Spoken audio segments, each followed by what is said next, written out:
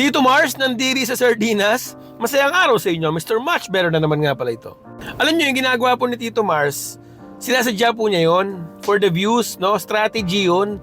Ano lang ang problema dyan? Bad publicity kasi. Ang problema sa bad publicity, hindi po sustainable. Balang araw, magkakaroon ka ng breaking point.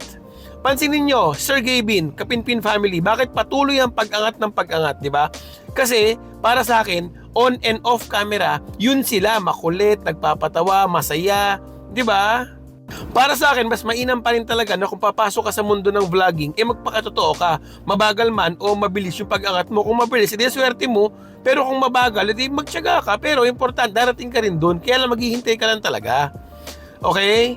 Ako nga, chill na chill lang. Hindi ako nagmamadali. Diba? Kahit ang bagal na pag-angat ko, okay lang. Kasi yung pinapakita ko totoo eh.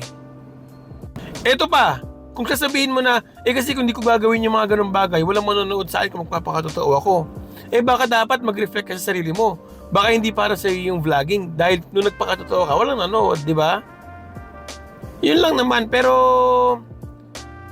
yun na, see you on the next video. Okay na to.